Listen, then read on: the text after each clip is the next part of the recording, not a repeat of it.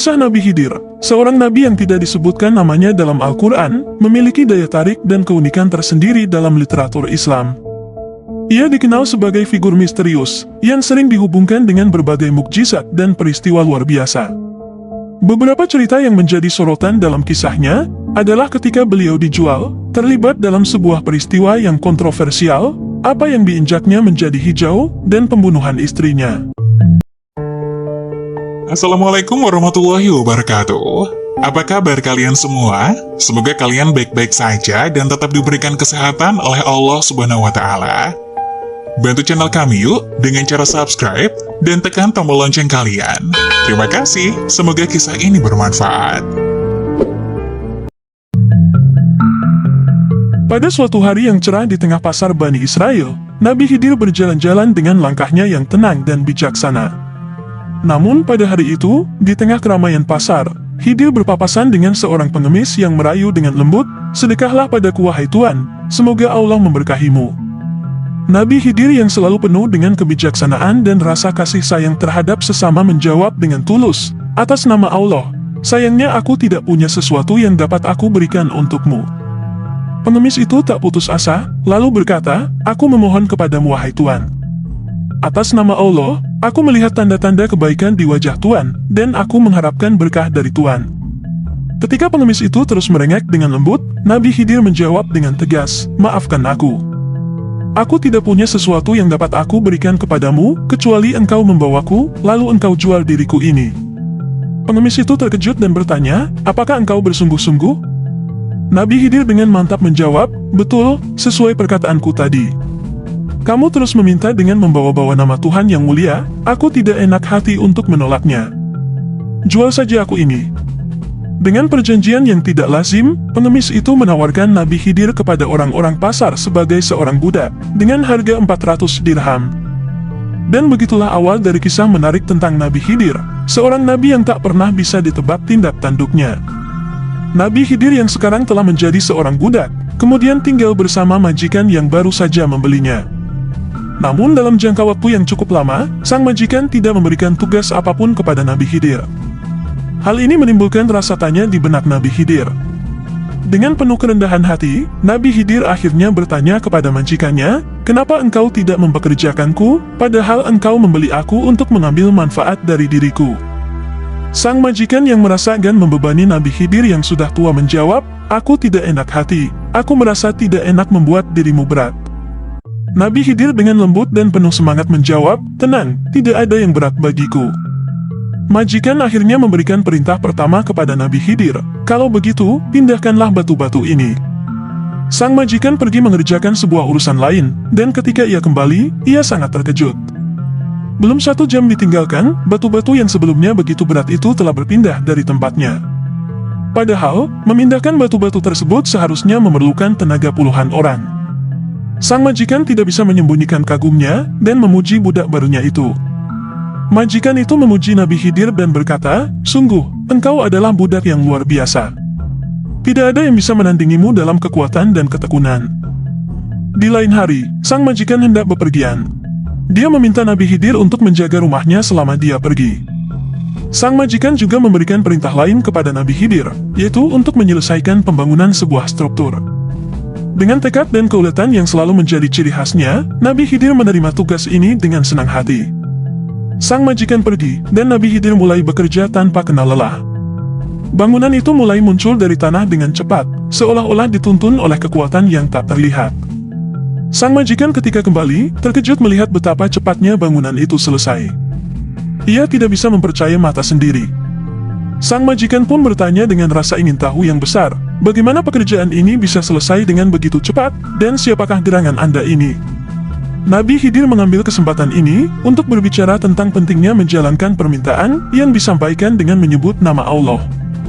Ia menjelaskan, "Sebenarnya, saya adalah Nabiullah Khidir. Ada orang miskin meminta-minta kepada saya, namun saya tidak mampu memberi apapun kepadanya. Oleh karena itu, saya memperbolehkannya untuk menjual saya sebagai budak." Ia melanjutkan, "Seseorang yang diminta dengan menyebut nama Allah lalu menolak memberi, maka di hari kiamat nanti, akan berakibat tidak ada kulit dan daging yang membungkus tubuhnya. Dia hanya seonggok tulang saja." Majikan itu terkejut mendengar pengakuan Nabi Khidir dan meminta maaf atas tindakan yang telah dilakukan. Ia bahkan menawarkan harta atau memerdekakan Nabi Khidir sebagai gantinya. Namun dengan rendah hati Nabi Khidir menjawab, "Merdekakanlah aku saja, wahai hamba Allah." Dengan itu, Nabi Khidir dibebaskan dari perbudakan dan kembali menjadi orang yang merdeka sebagaimana seharusnya. Setelah Nabi Khidir dibebaskan dari perbudakan, ia terus menunjukkan keajaiban dan kekuatan luar biasanya. Kisah Nabi Khidir yang lain juga memiliki keunikan tersendiri dalam tradisi Islam. Meskipun namanya tidak disebutkan dalam Al-Quran, Rasulullah pernah membicarakannya dalam hadits sahih. Rasulullah bersabda, sesungguhnya ia dinamai Khidir, karena ia pernah duduk di atas rerumputan yang kering, lalu seketika ia bergerak tumbuh menjadi hijau. Nama Khidir sendiri memiliki arti hijau dalam bahasa Arab, dan inilah mengapa beliau dikenal dengan julukan Khidir. Ia adalah sosok yang dapat membuat rumput tumbuh hijau di tempat-tempat yang dipijak atau disinggahi, dan ini adalah simbol kesegaran, kedamaian, kesegaran jiwa, dan kehidupan. Dalam pandangan Mahmud Asy-Syafrawi, Nabi Khidir adalah sosok yang selalu mendatangkan kesejukan dimanapun beliau berada. Kehadirannya membawa berkah dan kebaikan untuk semua aspek kehidupan, termasuk hubungan antar sesama manusia, hubungan dengan Tuhan, dan hubungan dengan alam semesta. Selain kisah-kisah yang telah diceritakan sebelumnya, terdapat juga legenda yang menyebutkan peran Nabi Khidir dalam kejadian-kejadian dalam keluarganya. Al-Hafiz Ibnu Asakir meriwayatkan dengan sanad dari As-Sudi, bahwa Nabi Khidir dan Nabi Ilyas adalah dua bersaudara, dan ayah mereka adalah seorang raja yang berkuasa.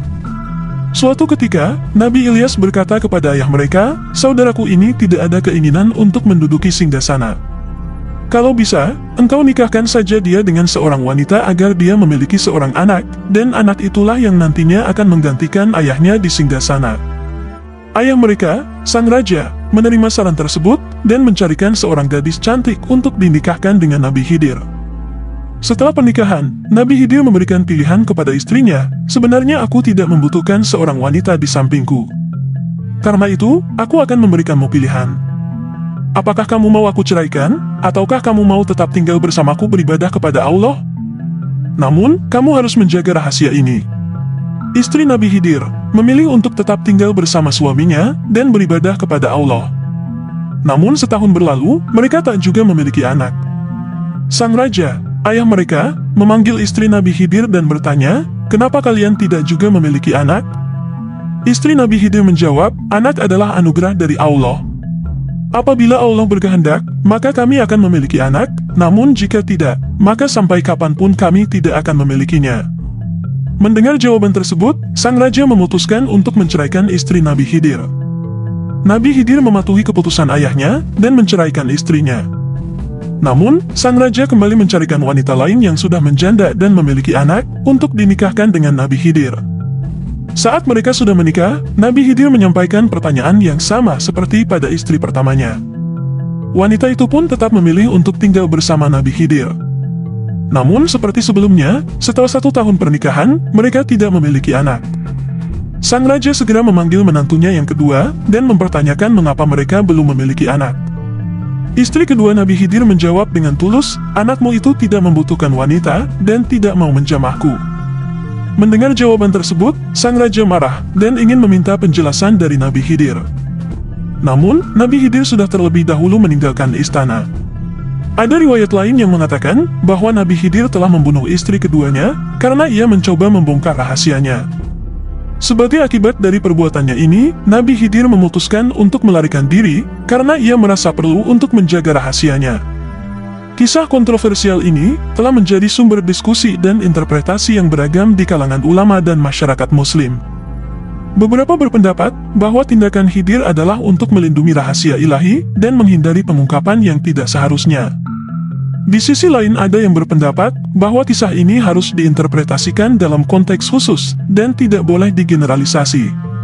Penting untuk dicatat bahwa kisah ini memiliki sifat yang lebih mengarah pada mitos daripada historis dan interpretasinya bisa bervariasi. Yang pasti, kisah Nabi Khidir yang lebih dikenal adalah kisah tentang kebaikan, kebijaksanaan, dan mukjizat-mukjizatnya, dan inilah yang sering diutamakan dalam pengajaran dan pengembangan pemahaman tentang sosok Khidir dalam Islam. Semoga kisah ini bisa menginspirasi kita semua. Wassalamualaikum warahmatullahi wabarakatuh.